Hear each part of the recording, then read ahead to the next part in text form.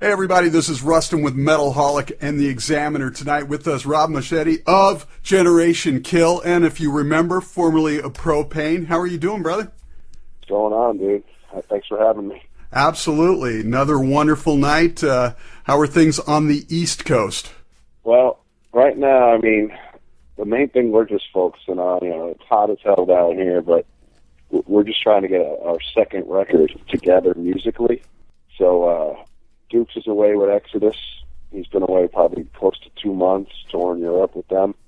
So while he was gone, me and the guys have been putting together all the music for the second record. But still, when he comes home, we go right back on the road with our pushing the first record. So, right. Well, it's kind of a hectic schedule, but it's cool, Yeah, and for those who aren't as familiar with the whole project, obviously it's you on bass, Rob Dukes from vocalist for Exodus, of course, vocals for you guys as well. You guys released the debut album, Red, White, and Blood, last September through Season of Mist. Tell us a little bit about how the whole project came together and who else is in the band. I know Jason, Jim, but I think there was a guitar change in there somewhere, so maybe if you can bring us up to date. Yeah. All right, so basically the project started with me and Dukes, initiated by our drummer, Jim DeMaria, but he wasn't sure about how serious it was going to become, right away. So he basically teamed up me and Dukes, who live in the same area. He knew both of us and thought that it would be a good combination. He basically put us two together, and then when it came time, I started writing material and things were happening very quickly. Jim at the time wasn't really prepared to make that, commitment to us yet. And I was working with Sam and Zara at the time on another project, and he was just there. So I asked him if he would be involved in the project, and he did the recording for us. And, it was pretty apparent early on that it wasn't going to work out. He's more of a death metal guy. This is probably the most toned down stuff that Sam ever played. He's into the blast beats and all that extreme stuff, and we weren't really going for that with this, but he did a great job on the record.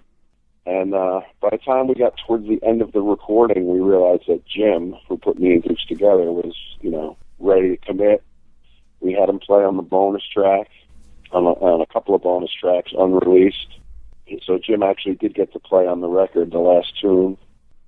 Since then, things have been really clicking. me and Jim have known each other probably 30 years. So that's the main lineup change that happened during the recording.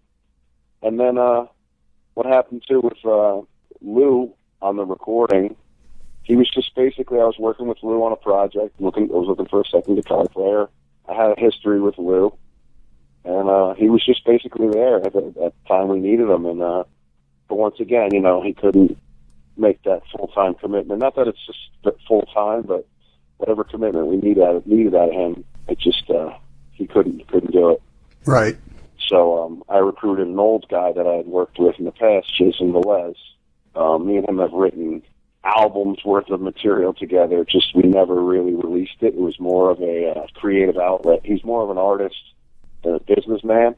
Never really got his break in music because he's very uncompromising when it comes to his material, which is great, and I admire that because I'm kind of the same way. So we brought him into the band, and it was an immediate fit. All of us have known each other. We click, we get along great. So right now it's Rob Moschetti, Rob Dukes, Jason Trenzer, Jim DeMaria, and Jason Velez. So the live lineup. And the second record due out probably next summer. 2 Robs and 2 Jasons. So. Yeah, it gets a little confusing, but we go by last names. I'm Moschetti, he's Dukes, Trenzer, Velez.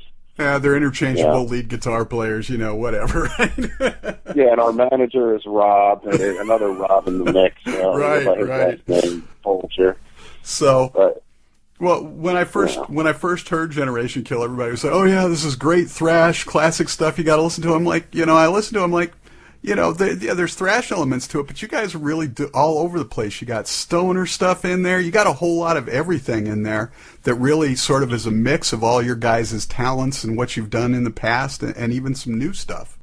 Yeah, well, the perfect example. I'm not comparing the record to this in any way. I don't want people to get confused with this. I'm not putting it at this level of a record at all. But albums like Ride the Lightning or Master of Puppets, they're great records. They're not thrash records, but they got kind of lumped into that whole genre. Right. Slayer's a thrash band. There's no diversion from the formula with Slayer. We didn't want to do that. Dukes is in Exodus. They're the number 5, thrash metal band in the world. Why are we going to try to duplicate that? And especially with Rob singing, it's just going to sound like Exodus. So, when me and Dukes got together, I kind of said, I really want to stay in the heavy vein, but I want to do stuff that I couldn't do with MOD and do stuff that I couldn't do with Propane. And he said, he agreed. He goes, yeah, there's a lot of things that I really can't do with Exodus. He tries to push the envelope a little bit with his singing voice with them, but he's already fighting an uphill battle as it is, replacing, a legend, the original, and then a guy who's been there, for the majority of the other records, So Right. Competing with Bonded by Blood is a hard enough task of a debut album. But then replacing somebody who's been there for a majority of the whole band's, what people seem to know of Exodus, replacing him. So he can't really divert much from, what he's doing right now.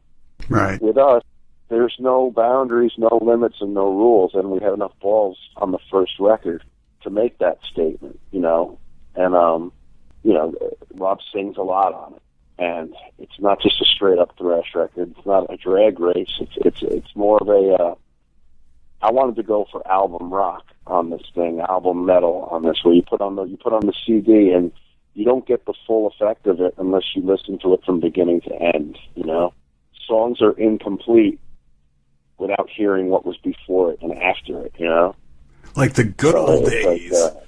Yeah, I mean, I used to listen to, like I said, early Metallica records. You could put them on and listen from beginning to end. Even Megadeth, Peace Sells, put it on from beginning to end. Rest in Peace. Classic Overkill albums, and you learn those albums, classic Slayer albums. You put them on, you listen to them from beginning to end. You know what song's coming next.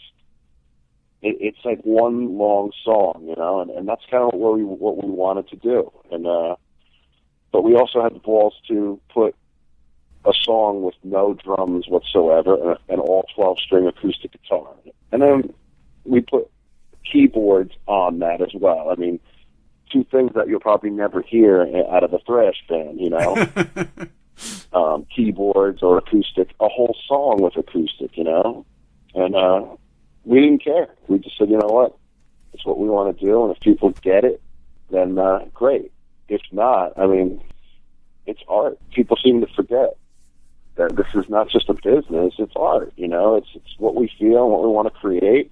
Of course, we want fans, but if you're completely driven by what fans want, then you're abandoning your own beliefs for strangers, You guys certainly aren't playing it safe. You guys are really getting out there and taking some chances and opportunities. And as I think you said to our pal Jose, keeping it ugly, Oh, yeah. I mean, it's all about passion. I mean, it doesn't matter if there's acoustic stuff or singing stuff. Dark Days is probably one of my favorite songs on the record, but it's the simplest one. Me and Dukes wrote that in between periods of a Ranger game we were watching at my house.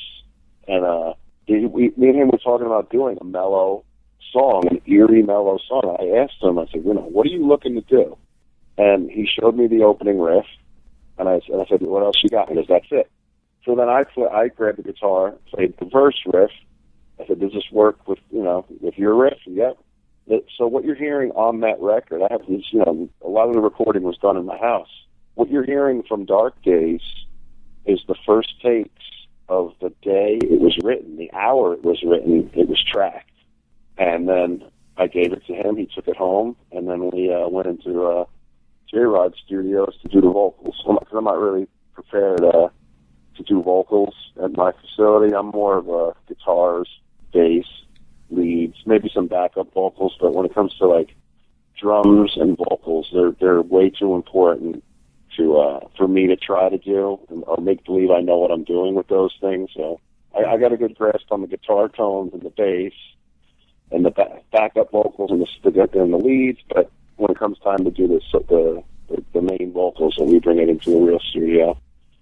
But yeah, Dark Days just came together like that. I mean, and Hate, same thing, written in a cigarette break. Engineer went out to smoke, and I wrote everything, including the whole little bass break, in that little 5 or 7 minute period. They came back in. I tracked it the way you're hearing it. It was tracked the day it was written. And that's what's cool about having a home studio. You come up with an idea, you track it, you capture it, you show it to the guys. If they're digging it, you move on it. If they're not, certain songs I just wound up taking over completely myself, like self-medicating. Mm-hmm. It was so different than everything else, and I don't know if everybody was reluctant to work with it or afraid to work with it or just thought I had a grasp on it for some reason. I don't know. For some reason, I don't know if they were not paying attention to it or they just kind of left me alone with it, for a reason. And I wound up playing all the guitars on it and writing the lyrics and singing half the lyrics, and by the time I gave it to Dukes, he just really, put the icing on the cake with it, and now it's one of the band's favorite songs to play live and a really cool track on the record because it was something completely different than just, a speedy thrash tune. Right. Now, this album's been out, coming up on a year, not quite there yet, but you're already talking about the next album. Is the next album, in your mind, going to be a continuation of what you already did, or are you guys really doing something beyond that this time? Do you have any sense of that yet? The thing is this, the template was set with the first record, so the door is wide open. Right. But, again, still going to be heavy. I have probably 25 to 26 songs musically tracked, for Dukes to just kind of see what he's feeling lyrically. Anything he's not or doesn't jump on, then I'll wind up writing a couple of lyrics but I don't think it's going to be a huge leap from what we did on the first record, but obviously it's not going to be repetitive or redundant, It being, like I said, being an artistic project, I don't want to repeat myself, and it's only the band's second record, so I could see down the road, like third, fourth, fifth record, am I going to be running out of ideas? But I include everybody musically in the writing process. So if I write 7 songs on an 11-song album, I rely on the other guys to contribute with a couple of tunes to add, Slow Burn is something I would have never written, created myself, ever, because I didn't, that's Jay Trenzer, He has a certain style, and I respect that style. In certain times, it's not one of my favorite things or this or that, so I get all wrapped up in the stuff that I'm writing, but I still take his ideas and give it my full attention and do everything I can to make it a great song, whether I'm producing it or playing on it, and give it its proper due, you know what I mean? So, and give it the respect it deserves, the attention it deserves, because now it's a great tune, people really love it, but again, it's something I would have never written myself, so it adds some variety to the record, And this is clearly the sense that I get, not a side project. This is a full-on band that you guys are all committed to. Yeah, I mean, as far as, musically, the whole rhythm section and, the music section of this band gets together on a regular basis. We jam, write, play the old set. Rob Duke's availability is crazy with Exodus. They're on a high right now, and I'm not about to interrupt that, I would never ask him to, but he trusts me enough to keep things moving when he's gone. Right. And there's lots of things to be done when he's gone. So, what's cool is our drummer, Jim DeMaria, just came to the house, and we're probably going to work on some tunes. So he just walked in right now. I'm going to put him on the phone here, and you can pick his brain for a couple of minutes. Hang on a second. Hey, Jim, what's up, man? Hey, Jim. Great. This is awesome. We get to talk to both of you. So he was just talking to me. We were talking about the first album and then what you guys are possibly looking at doing for the second album. But what's your feel on the whole first album and then what you guys are looking at doing the second album? I got his take on it all, but where's your head at on it?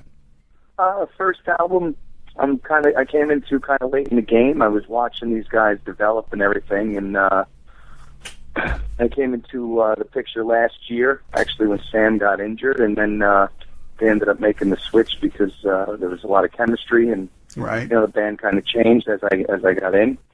I love the first record, man. I love what Sam did on it. I love what they did. I'd like to continue kind of in the same vein, but just venture out a little bit. We've got, I think, over 15 song ideas for the next record right now. We're just waiting on Dukes to get back from Europe and try and finalize some things. So we'll see what happens. But we're still pushing the first record, trying to get things done.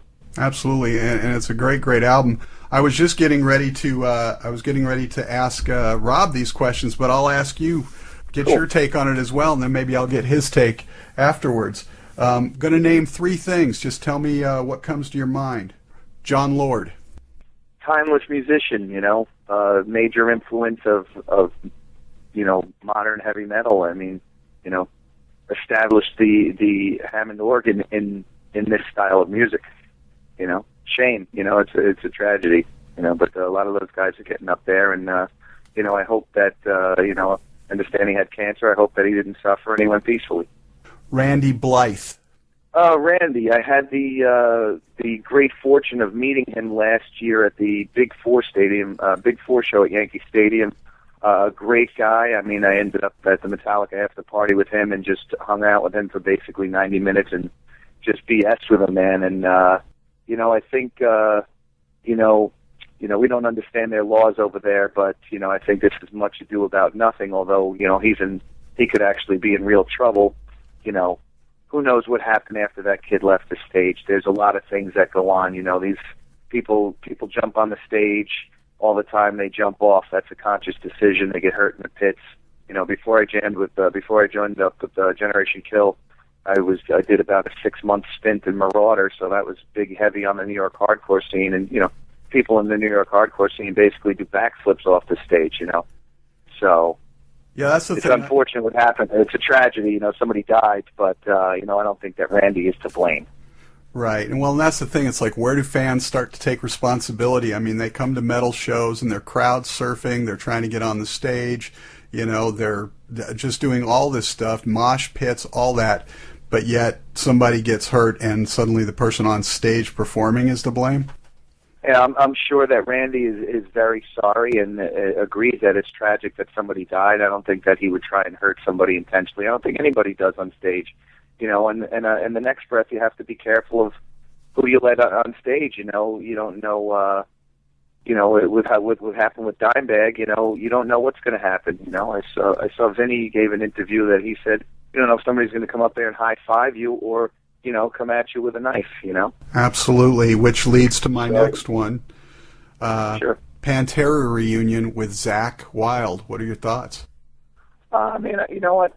I would say that that's Vinnie Paul's call, man. You know what I mean? That's his brother, I wouldn't mind seeing that happen. It would be an honor to Dimebag. I don't think it would be, you can't call it Pantera, you can call it kind of an honor or a tribute.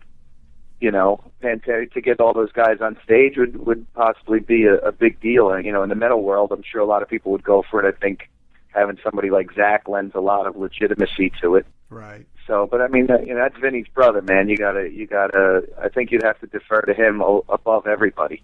Right. I'm not sure, I don't know the dynamics between Vinny and Phil Anselmo, but, from what you read in the press, I think that they would have to work some things out.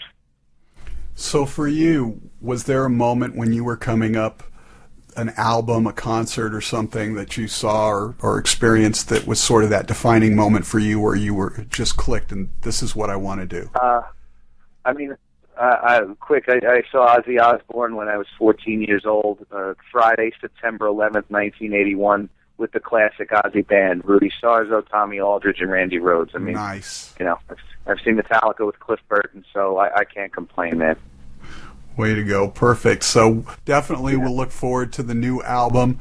I want to thank you and Rob both for taking the time to talk with us. You guys can go make some awesome new music, and we will look forward to the next generation Kill. Hopefully it's out sooner rather than later. But in the meantime, Yeah, man.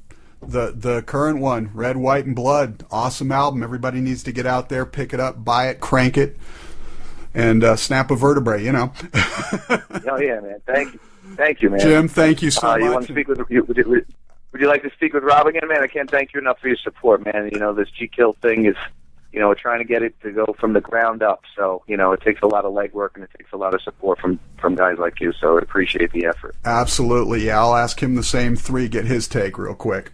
Cool, man. Good talking to you, Rustin. You too. Yo. All right, and real quick, I'll give you the same three I was about to give you, and I gave them to Jim first. So, John Lord. Okay. Oh, well, you know, made the keyboard cool. Absolutely. Man, that sound of that Hammond C3 coming through the Marshall and the Leslie, I mean, you call that thing the Beast. Absolutely. You know, but, you know, it's, immortalized, you know what I mean? Absolutely. Just lives forever, you know? Yeah, and that's the thing. I mean, age is going to catch up with all of us at some point. It's not like he was 40 when he passed, but his music and his legend, what he did, will live on forever in that music. So the tragedy is that Deep Purple isn't in the Rock and Roll Hall of Fame, and he didn't get to live to see that happen. So yeah, well, that whole thing is kind of a joke, honestly. But yeah, Randy Blythe. I don't know the exact details of what happened. I played over there, and someone actually, when I was in MOD, charged the stage and tried to rip off my shirt or something. You know, like it was a little odd. And I'm in the middle of playing, you know, and I back up a little bit, and he comes at me again. So Billy Milano on our roadie just grabbed the guy, strip him down bare ass naked, and throw him out into the crowd. You know what I mean? Now, if that guy landed on his head and passed, is it their fault? You know what I mean? So, I mean, it's a touchy situation. I mean, you come up there, if you come up and dive off, it's one thing. If you come up there and, intentionally screw with somebody, which, that's what I was led to believe, that he was, starting trouble. If there's not enough security to handle the situation, does the band leave the stage, or do they try to handle it themselves? I mean, nobody knows what happened unless you were there. So, right. Well, Jack, it's hard for me to determine. I probably would have just dropped him right on the. I would have just beat his ass right on the stage instead of, maybe throwing him off if that's what happened. But well, that's what Jack Gibson from Exodus said Rob did one night. He said he had a guy that just wouldn't stop, and Rob just laid him out. So, yeah, I mean, people get a little nuts at these shows. They throw bottles, just to make contact with you. They're so desperate to make contact with you, they'll spit on you, and it's like, it never happened to me because whatever. If someone does that to me, I'm going to smash my bass over their head. So I spit on Rob Moschetti. I mean, if that's what happened, I almost can't blame him. It sucks that the guy died if that's what happened, but I don't know the details of it. So it's a sad thing for everybody involved, right. Especially the kid's family, Absolutely. I mean, it's tragedy all the way around. I just don't know that it was handled well, and people are trying to point fingers. And how do you point fingers at the one person who was just up there trying to do his job when other people weren't? So. Right. It might have been a security thing, but, who knows? Unless you're there, it's hard to tell. And, of course, I've got to ask you this, Pantera being right up there at the top for you. The reunion everybody's buzzing about, the potential reunion with Zakk Wylde. What are your thoughts? Well, Dime did love Zakk, Yeah. To me, they're two completely different guitar players, I think Zakk Wylde's a great guitar player. Obviously, he's incredible. But is he Dime? No. Is he better or worse? It's like apples and oranges, Different. I don't think, for my taste, I wouldn't do it, I think you leave it alone. It's a legacy that you don't need to bring it back. It stands on its own right now without a reunion, I see no need for it, but it's not my call, But I know Dime and Zach work very close. I mean, if Dimebag would probably say go for it, you know what I mean? So, Right. you know. If there's any guitar player, Zach would probably be the one he would choose. But yeah, it's one of those things like, why mess with the perfection of what it was? We know you could do it, but is there a need to do it, you know? So. Yeah, it's kind of like what Zeppelin did after Bonham died, you know, just leave it alone. And then there's always talk of reunions and this and that, and, you know, it's not a reunion. You know, he's gone. Exactly. So last question then. Looking back when you were young, was there an album, a concert, just a moment of epiphany, if you will, where things just clicked for you and you said, this is what I want to do? Well, it was probably two. It was like the first time hearing Black Sabbath. You know, when I used to listen to Zeppelin and stuff like that, it was so far away from anything I could have possibly played or done. Sabbath put it in our reach, the power chords, that you know, and then Metallica later on, you know. And it was like, wait a minute, you know. You can never write a Stairway to Heaven or whatever, or Freebird or this or that, classic rock that we grew up on. And when you hear stuff like that, it puts it within your reach, you know. I'm not talking about monetarily or, you know, success, but as far as saying, hey, I could write riffs kind of in that vein, you know. So definitely Sabbath, early Metallica was life-changing for me. Nice. Rob Moschetti and, of course, Jim DeMaria of Generation Kill. The album, Red, White, and Blood, phenomenal. Get out, pick it up. And, of course, hopefully sooner rather than later, we will have a new album from you guys. All my best to you. Go write some great music, dude, and I will let you get out of here. Thank you, bro. Thank you for all the support, and hope everybody's digging the first record because there's still more to come.